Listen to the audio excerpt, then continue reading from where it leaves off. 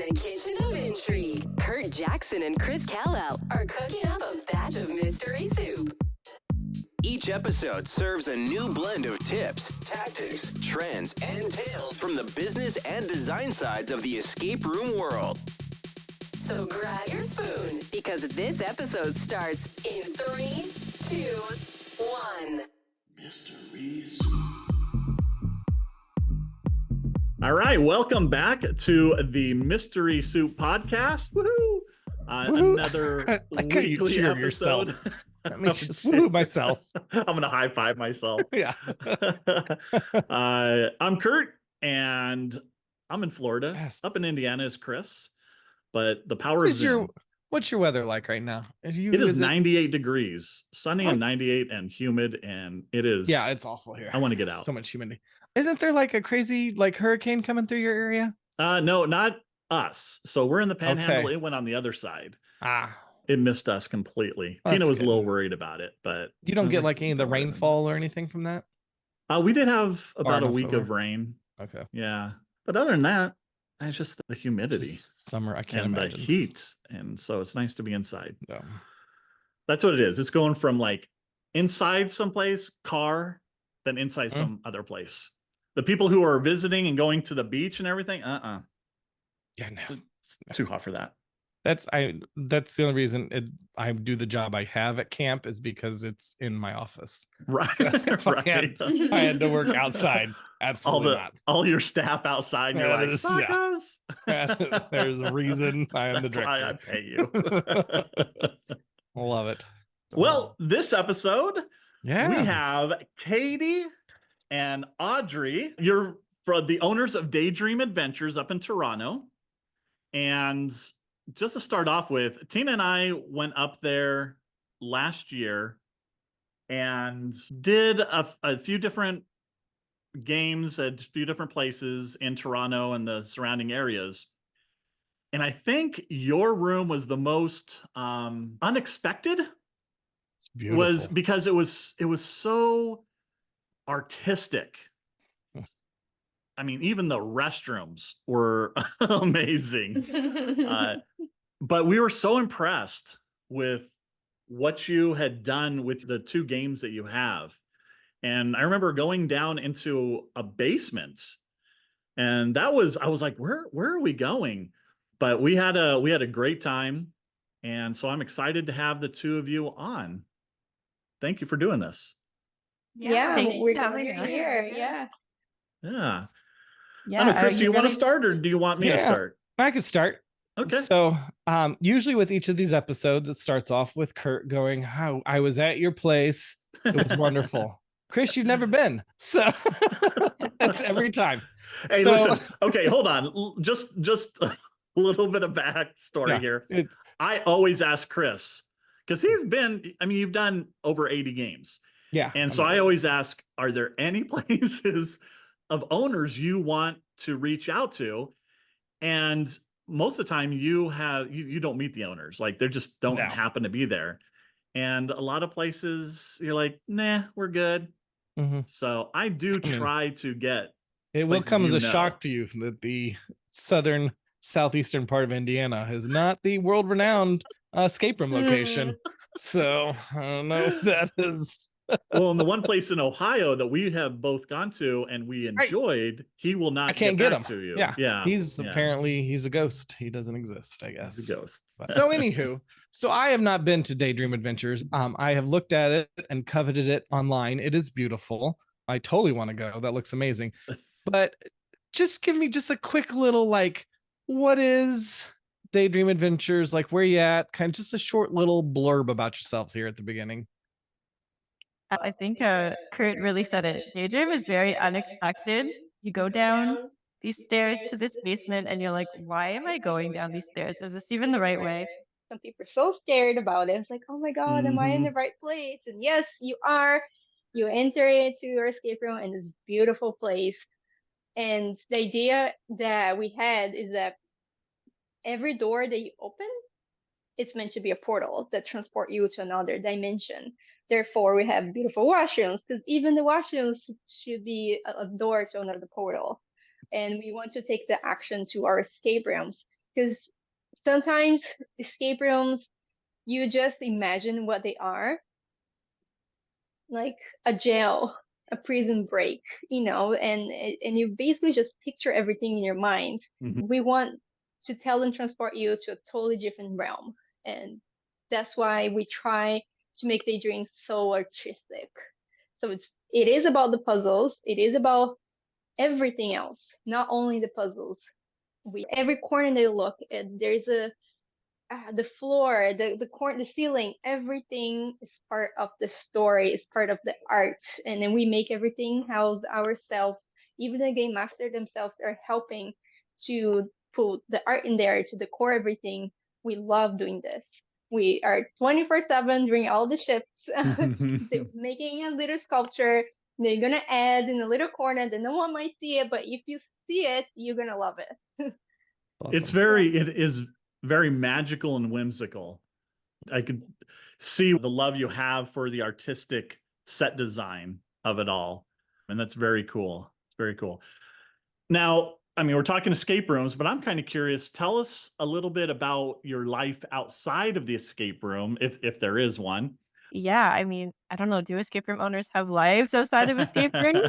Right. Been it's been very all-consuming for us. Yeah. Outside of Daydream, I'm a mom to 2 young girls, which do keep me busy, but even that's part of Daydream's story. I was pregnant with my first daughter while we were building our first game. She was born the same day we got our building permit. Oh So, my like, goodness. Oh, wow. I know. But everything, our families are all in on Daydream. Audrey's whole family has been on our set working with us from day one. We just had her younger sister here babysitting my daughter. Like, this is really a family business. I don't know. We don't have lives outside of Daydream. It's everything. You got a whole family in on this. Are you artists yourselves?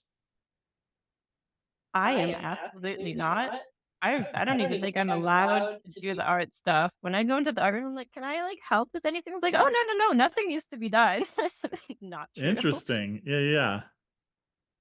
What about you, Audrey? I'm a little bit of the artist. I do a lot of things, but I learned from the other artists. We do have a group, whole team of artists working with us. But myself, I do most of the tech and I come up with the storylines and the puzzles and so on. But in terms of the art itself, I am the visionary. I come up with the vision and I go to the artist like, can you make this great idea happen? Nice. So I love yeah, that. which is pretty fun to see. So Cool. then, how did you all get in escape rooms? How did you get hit by the escape room bug? We met in school. We were in school for social work, and that doesn't pay. We actually did a lot of unpaid internships, and we're very, very burnt out from all of that. So during school, our lit was working at an escape room. It was a very creative outlet. It was a great way to interact with people, but not feel all the burnout we were getting from our schooling. And we just got really into escape rooms just from working at one. And we learned a lot about the industry and how escape rooms work. And we had a lot of creative freedom at the escape room we were working at. We ended up designing a game all by ourselves with no budget. So that was an amazing learning experience for us to be like, okay, well, I guess we can do this. And it literally started from us daydreaming that, hey, maybe we can do this. And we did this straight out of school. So you both worked at the same escape room? Yeah, Audrey was working there first, and then I met Audrey in school in one of our classes. And then she's like, "Oh, you need a job? Come here." And at that point, I hadn't even played an escape room. I'm like, okay, whatever. I'll go where you tell me to. What is this? Was the place there in Toronto? It was a place in Toronto, located downtown Toronto, and they had there's most of us, everyone working there, game master, were all students, and the owners weren't around. That therefore it gave us freedom to manage the store ourselves and learn all the skills necessary to have an escape room. But when we told the owners, hey, we're thinking about opening an escape room, he was super supportive. He was like, Awesome. amazing. How can I help you? Yeah. You're That's like, awesome. you can give us some money to Yeah. do this because it's going to cost money. That's rude. Right. Yeah. Yeah. I was so scared to tell him, hey, we want to come up with our own little puzzles, but he was Right, Katie? He was just like, yeah, I go for it. I see you have vision, talents. You are all both of you are very good at managing things, and here we are. And he's very proud. And I do send pictures to him all the time of our new builds. We still talk. Nice. I mean, we have learned that the escape room community is very supportive and helps each other out. So for the most part, The good ones, the good ones. so then that was kind of the origin of your business, and you went and you found a spot. You looked around, you said, "Oh, hey, we really like this basement, and we're going to raise money to come up with everything." Is that kind of how it worked? Not so straightforward. I mean, we were like, hey, we can do this. And we started looking at totally normal, reasonable places. We're like, wow, that's expensive. And Yeah. then we literally just found one of those sketchy marketplace rental listings. Love it. Yeah. And we're like, oh, wow, this is very cheap. And it's in like a neighborhood that I think I was living in the neighborhood already. Audrey was thinking about living there. So we're like, okay, we like the neighborhood. Let's check out this place. So like, it was a dungy basement, not zoned for any use. It was previously used as a workshop. They got kicked out because they weren't allowed to run a workshop there. So it's like, there really wasn't a lot of potential for this space. We're like, well, this is cheap. We can make this work.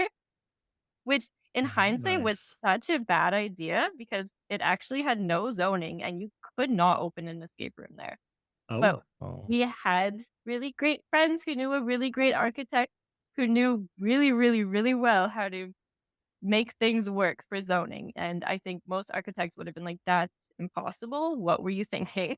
Wow. nice. Interesting. Because I say basement, I don't mean it to be like, oh, it's a negative, because as you go down, you do feel like you're kind of going into a new world. It's not just like, oh, you open the door and it's this retail place and you're like, okay, whatever. But it feels like the stairway is a portal and you have lights that go down to kind of make it feel that way. It's very cool. You guys did a great job. Yeah. We put a lot of work into the entrance because it was not a nice entrance. We're like, no one's gonna want to come in here. They're gonna miss the storage closet or something. Right. So we did nice and inviting the best we could. So you talked about you kind of have the different portals, and you have like the two main portals, your two kind of your big games. Tell us a little about those two. That's another part of Daydream's origin story. When we were making those rooms, we were making it alongside some other artists that were working on really interesting things at the time. So when we brought them our idea that, okay, we want to make an escape room, Audrey had all of these connections through the Burning Man community. Okay. So, yep. So that's sort of awesome. part of Daydream's origin, that she already knew a lot of people that were into art installations and they're already working on some other stuff in Toronto. So when we brought them our idea of, we want to make escape rooms, and we knew that we wanted to make them special, but I don't think we really had the vision that it could be an art installation. But once we put those pieces together, that's, I guess, how our games came to be. We weren't really trying to make escape rooms like that we had experienced or even worked at before. We wanted escape rooms that felt really unique, which is obviously what every designer sets out to make. A unique escape room for us is like the idea of making a unique escape room was like, how do we work with the connections that we have to make our games? And I guess it wasn't really about the themes or the storylines. It was like, how do we make a game where we can tell a story instead of people just solving random puzzles? And how do we make a game that people can feel like they really want to know about the space that they're in and they want to explore it and look around? And from that, I guess our themes kind of came organically out of those goals of what we were trying to accomplish. I will say that not all owners are looking to design something that is unique, because if I do one more prison break, I'm going to go mad. Right. Yeah, exactly. There's too many prisons. That was their starting point. It's like all prison breaks and all Egyptian mummy tombs and right. and all murderers and stuff. If I had to decipher one more hieroglyphic, Curt, you haven't done like 45 dream portals and ice caves, is that right? It is, when you have played a lot of games, it is so refreshing to see something that is unique. so you work with these artists. How does that usually work? Like you approach them and say, hey, we got this great idea. Here's what we want to do. Will you work on this tree we want, or this mushroom or something? And then do you ask them, how much do you charge, kind of thing? How does that work? Like if I want to approach an artist, what would I do? You got to be friends with Audrey. That's the right. Honestly, the answer is probably you have to be friends with Audrey. I don't know. That's such an interesting question because that's exactly what we're figuring out right now. So we built our game 5 years ago, and we did that through all of Audrey's connections. And now everyone's busy doing their own things. And now we're at the point where like we want to make some new stuff. And so now we're having to approach artists like, okay, so do you want to help us make these crazy ideas we have? Right.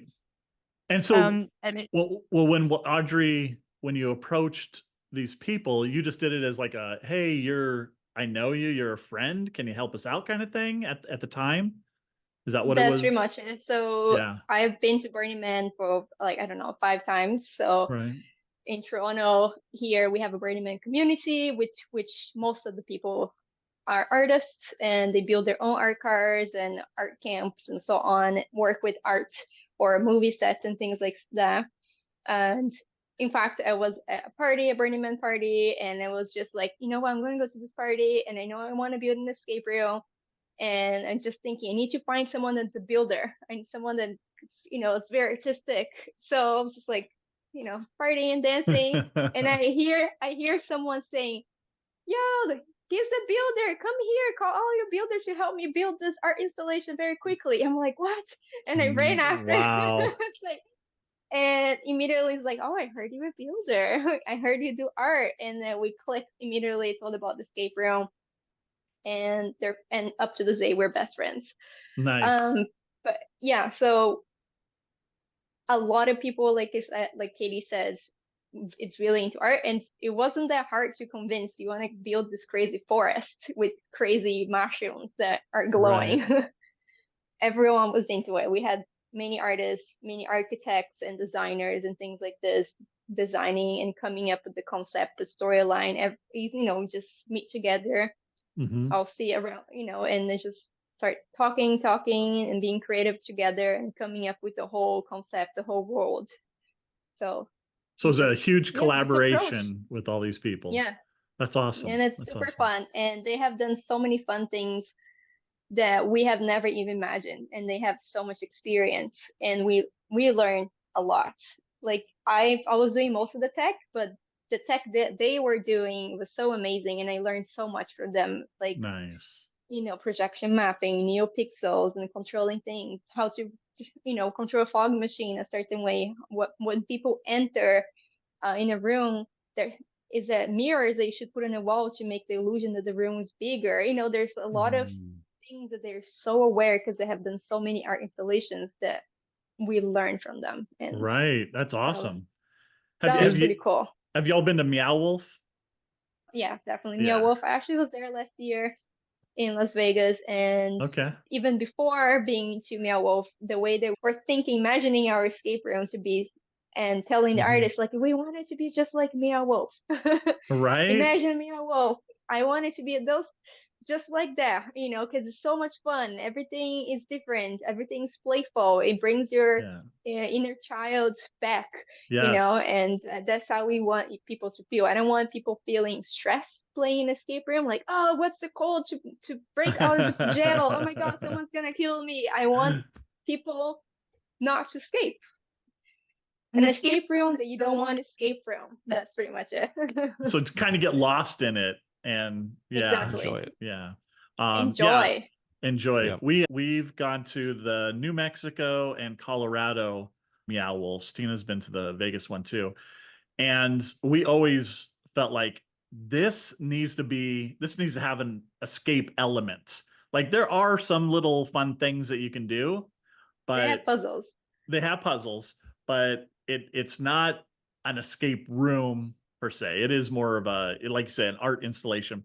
Your games combine the two, in a wonderful way, not like I've seen at any other escape room business. So it's very cool. Thank you. We try our best. I'm interested in your design process. I mean, I just picture a bunch of artists sitting around and talking. Was there times you're like, that's too far, like we can't do that? Or was it like, did you keep power to say no? You were literally describing my job. I joined the team meeting as the fun killer. I'm like, wow, those are great ideas, guys. But like, we cannot afford that. That's a liability. What are you thinking? We can't do that. Yep. So like, there has to be someone on the team to give reason and explain that insurance is not okay with sand or crazy stuff like that. Katie, you were the voice of reason. Is that kind of... Unfortunately, which isn't always that fun, but it is a very creative and collaborative process until I join. Audrey does come up with like a lot of the puzzles and for her, coming up with a puzzle isn't, like she said, she's not trying to make people frustrated or challenged. She wants them to experience something. So she comes up with like, what would be a really fun way to interact with something? What would be a really interesting experience for 2 to 3 people to do together? And then, we think about how that fits into the theme or the story that we're trying to design. And everyone has ideas about, what does it look like that we're trying to make? Because we'll just come up with an idea like, okay, we want to make a forest, but that's so open-ended. And then we have to work together to decide all the details. What does this forest look like? What is it made out of? What are the main objects in the forest? And that comes a lot from like collaborative, like Audrey thinks of a puzzle that she wants to be able to do. And the rest of our team thinks of like, well, what can we make that into? And then I come in and say, that's too much money. What are you guys thinking? Audrey, you talked about tech. Let's talk about your tech. What do you use? So like, are you using Arduinos? Are you using escape keepers? Everything. Whatever works. Yes. Gotcha. Whatever works. I plug 2 together in magic. But yeah, I do love for ideas, and from here, they're local, so we use a lot of bright ideas. We use a little bit of Arduino. It's a learning curve. It takes twice as long to make it work. And where for ideas, everything's there. It's meant for this. It's an amazing thing to use. Yeah, that's it. Brain. Was it hard to learn that stuff? Not really. The tech, the Fry ideas is so easy to use. Yeah. I think it's very user friendly, and it's very straightforward, especially if you know what the puzzle is. What do I need here? Oh, I need 4 magnet sensors. They're easy. It's just on and off, on and off, So as long as you don't overcomplicate your puzzle and make the aesthetic of the puzzle so cool, no one needs to know what goes behind. And you can make it as simple as possible and use as little tech as possible. Right. And the game master, what are they using on their end? So do you have like M3 or any kind of software that you use to run the game, or is it switches on the wall kind of thing? We came from an escape room and we thought we learned a lot from there, but we realized they used next to no tech in anything. So it was like, okay, well, we realized they missed the mark on that. We're like, we're going to throw in some tech. This is easy. We never really thought about what the game master end of that looks like. So that was a big learning curve for us. And it was definitely a lot of making things up and testing random things and probably driving some of our game masters crazy until we realized that there were easy workarounds we could do to help our game masters. But I don't think it was until very recently we realized there's even softwares and stuff out there for game masters. So that is something that we are exploring in the future. But our current games we've made work, I would say, on fairly low tech magic. We've had owners on this show who watch with cameras. They may have a mic that they can talk as far as giving hints. But a lot of it is if a puzzle needs to be solved and the players can't solve it or it's not quite working, they flip a switch. And so it's very easy. They flip a switch. It works. The mag lock turns off, whatever it is. And then there are others that are using like Node Red, which has a learning curve, of course. And then there's cogs and M3 and stuff like that. So there is a wide variety. And I know that owners are using it all. Like some are all going over the very low place. tech, some are going very high tech. But it sounds like you haven't gotten into any of the software, and that could get expensive Yeah, too. we do use a little bit of everything. We do have cameras, we have audio, two-way audio. Right. We can hear what they're saying, and they can hear what we're saying to Yep. give hints. We have George, which is a little sandwich or book. A box. We don't know what George is, but he's your helper that goes inside the room with you, which has a little call button that you able to press it, and the game masters can Yes. talk to you. We don't have walkie-talkies because we, don't like walkie-talkies. Right. Immersion. We're with you. Yeah, we take interference for McDonald's or something. It happened at working at another escape room because the other escape room was nearby a McDonald's, and we could hear interference. Oh no. Oh, like, hey, No. can you order me like A Big Mac. yeah, biscuit, a Big Mac, That's yeah, so something funny. like this. And I was like, wait, is this a puzzle? And it took me a while to figure out the construction workers were talking in the walkie-talkie, the same channel as the other escape room. Yeah, it was a mess. Oh So no. never again. No. That's so So funny. we do have the two-way system. Yeah. Yeah. Cool. So we do use a little bit of everything. Nice. So I think I know the answer to this next question. So I want to see if I get it right. But so the question is, what would you say sets your business apart from other escape rooms? And my guess is, looking at your website, you are the only immersive art escape room. Does that answer that pretty well? Yes. Yeah, I would say that's our selling point. That's what sets us apart. That's what's getting us very well booked most days. Yeah, we're an immersive art escape room, and I haven't seen anything like that. I would like to see more like that, but that's what sets Yeah. us apart. That's, yeah. I mean, just looking at these pictures, Curt, you didn't invite me to this one. I'm kind of sad. Are we going to go through the whole passport issue with you again? No, we're not. We're not going to talk about it. Let's just keep going. I'm sure there are things, because we're always looking to improve. Is there something that you want to improve in your business, or maybe in the rooms or your process, whatever? I think we want to improve everything. We feel so new. Like, we feel like we just started this, even though it's apparently been quite a few years now. We're always learning something new. We're learning something better. We're learning what other people do. We're getting more and more feedback about what people want. And we're always having ideas of how to do everything better. We started in a very tiny basement. There's not a lot of space. And for us, we didn't have a lot of resources to work with. It was a lot of DIY and figuring it out, because that's all we had access to. And now we're like, there are better ways to do things. We should make bigger games. We should make better games. And I think there's a lot we want to improve on, while still sticking to the idea that we're making art. We're not making an escape room. We're making art. Yeah. Nice. Any major mistakes y'all made at the beginning you want to share?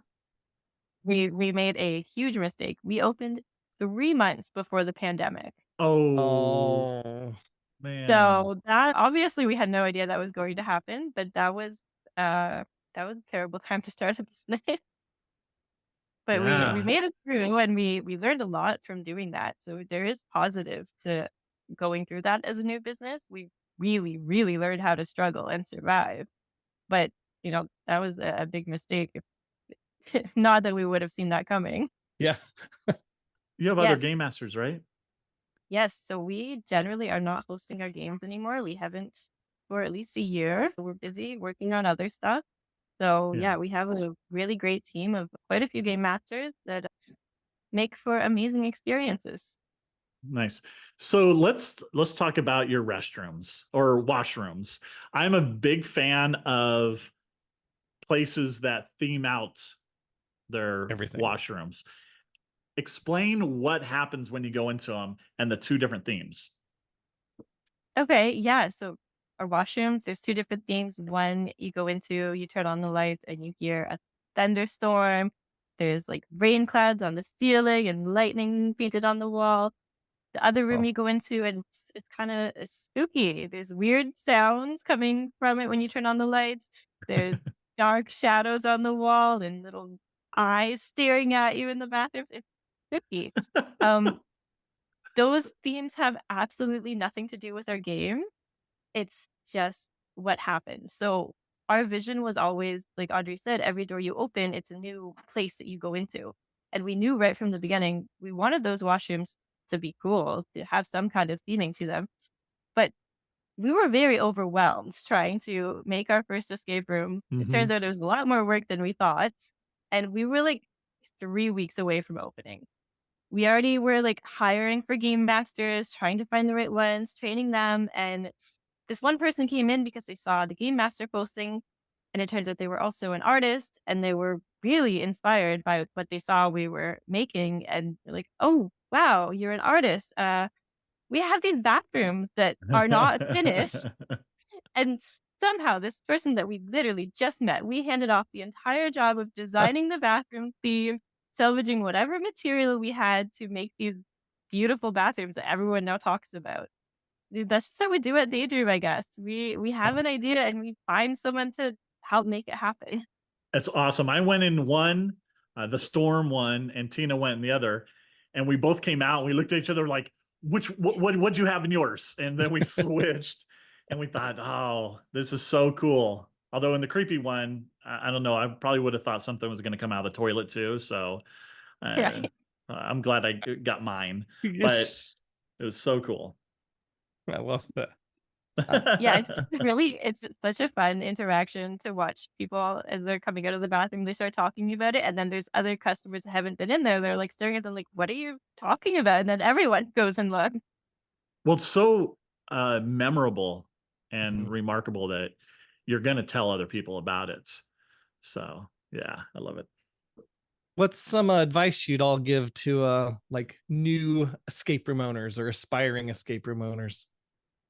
You need a team. This is so much work, so much more work than we thought it was. And you really need to find people that you trust, that get, your vision, that get what you're trying to do. And you need people with all kinds of talents because there's a lot of work to running a successful escape room. You need amazing game masters. You need people that know marketing. You need people that can build things, people that are artists. And you really need to find the right team. You cannot do something like this alone. I mean, I've heard of escape room owners that do it alone. And I admire their attempts, but I think, you can always do so much better when you have the right team. Yeah. What kind of marketing works for you guys? Social media. Social media. Rooms. Yeah. I mean, when you see our rooms on social media, you're like, whoa, what is that? Yeah. Social media marketing goes a long way for us. So, I mean, you two work well together, I would assume. Do you have your spats, your disagreements? Yeah. Some days. Yeah. I think we both do very different things in the business. I do all the managing, the financial stuff, the stuff where I tell people I can't do their ideas. And Audrey's the one with all the creative ideas. She's the one generally working with all of our artists and our designers. I think have very different skills and we help balance each other out. But obviously sometimes that means when we have a conversation about something, we're both talking about completely different things. Just trying to get your idea across or what you're trying to say, but you have your strengths.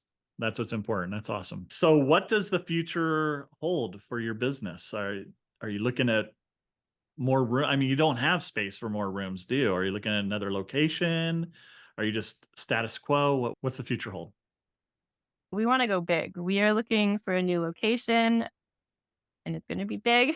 Good for you. And we're very excited and stressed out. It's a lot of work.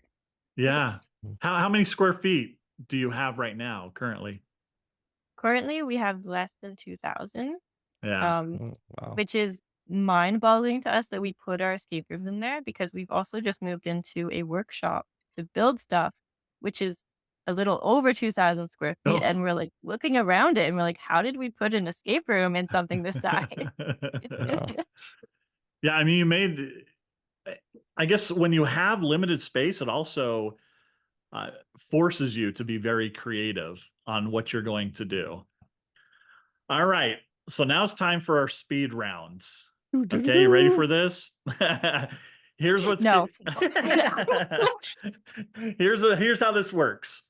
Chris is going to ask you a question, and each of you will get a chance to answer it individually. and you only get one sentence. Chris, take it away. Yep. So Katie, will start off with you, and then Audrey, you'll have the same question right after. But what is your favorite non-fiction book? I don't know. That's all right. You don't have to have one. Yeah. How Answer about the rest. fiction? What if we do fiction? You got a Narnia. favorite fiction? Narnia. All right. That's a good one. Narnia. I think That's it's a for very both good of us. I think all the answers are the same. Oh, wow. That's why we're friends. We can answer together. Katie, would you say Love it. Narnia is your favorite? It's definitely up there. My cat is named Aslan, so yeah. Okay. That's fun. Gotcha. Other good ones. There's I'm not here when speed round. I'm expanding. There's a new show coming out right on Netflix about it. I think. No way. I think I saw that they're doing in like a series instead of the movies, so they could tell a lot more of the story. I think I saw that. That is I so could exciting. could have dreamt that. I don't know. I love Narnia. It's a good one. So we love to watch things. We love to play games because that gives us so much inspiration for the Mhm. crazy world that we're trying to make up. Yeah. Yeah. All right. What is a favorite escape room that you've played somewhere? I don't know the name. It's from Crypto. It's the Pirates one. I think it's like Shipwreck or something. Okay. It's from a company called Crypto. All right. Audrey, we'll start with you on this one. What is maybe a game or a location that you want to visit and play one day? Not particularly escape rooms, but I really want to go to all the Mia Wolf locations. Okay. Katie, anything different? You got an escape room or another place you'd like to visit one day? I would really like to visit Montreal. We've heard there's a lot of great escape rooms there. We've been invited a few times to Escaparium, and we're really terrible at organizing ourselves, but that is on our list of places to go in the near future. Yeah, Okay. that's us too. So it looks like it's Lost Shipwreck at Crypto. That's the one? Yes. Gotcha. That one is great. Yeah, we had so much fun there. I'm going to put that on my list. All right, Katie, what is your favorite board game? I am absolutely terrible at board games. I cannot follow instructions. I cannot complete a task. No, ask Audrey. All right, Audrey, you got a favorite board game? Yeah, Betrayal at the House on the Hill. Okay. All right. Um, Wait. Betray on the House on the Hill? Betrayal at the House Betrayal. on the Hill. All right, cool. Yeah, it's pretty cool. Minimum of 3. A lot of storytelling. Every time you play is different. All right, I'm going to Okay. look that up. What is a favorite YouTube or TikTok channel if you have one? I don't. It's just doom scrolling. Right. That's the end of the speed round. We won't torture you anymore. Do one of you have a good story of a group that came in or an incident that happens at your business that you can tell us about? I have a really funny one that I think really defines us because it's not even escape room related. So our space gets booked sometimes for filming music videos and photo shoots. Oh, And yeah, I know. Oh, right. So that's weird. cool. That's cool. Yeah. Yeah. So we meet some really cool people. And sometimes it's just like someone who played our game is like, hey, I'm filming a music video. Can I rent this space? We're like, yes, of course you can. But we recently had a band do a music video in the Dream Portal. And this has happened a few times. So it's like routine. I know what to expect. But for the very first time ever, they brought their drums. And as I'm like watching them unload and fill the entire forest with all their musical instruments, including their drums, I'm like, oh my gosh, this is not a good idea. But I let them go about it because it's too late to say anything, right? They're already Right. here. It's not like I didn't tell them it wasn't allowed. And so like 30 minutes into them playing, our upstairs neighbor comes down. They have an art studio upstairs and she is just fuming, rightfully Oh, so. no. She's like, I'm teaching a class. When is this going to stop? I'm like, I think they're almost done, maybe 20 minutes. No. But I tried to keep very serious and polite with her, but when she left, I was laughing. I'm like, this is just so ridiculous and not how I Wow. expected my day to go. And I still think it's serious, but Were they done in 20 minutes? no, it No. was only 40 minutes. Which makes it even funnier. Wow. Yeah.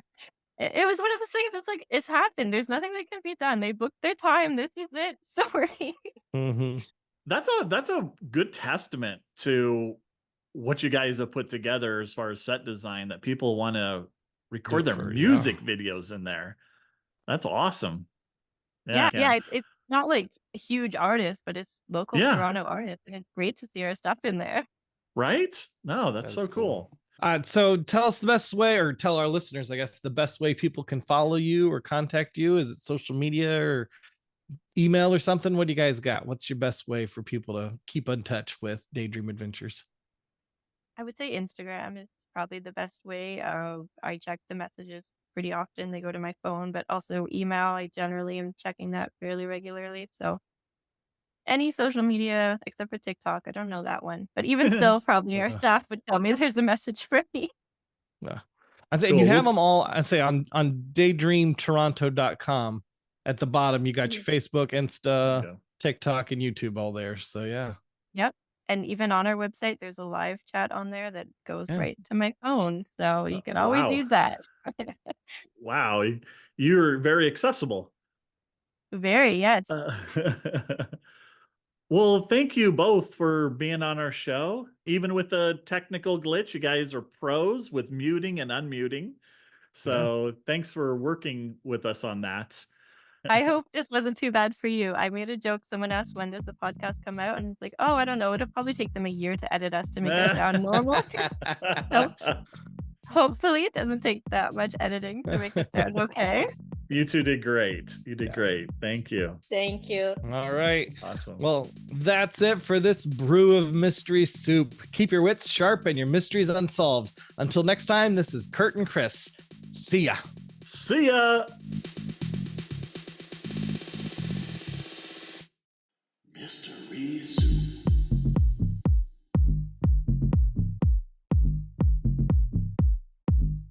Mystery Soup.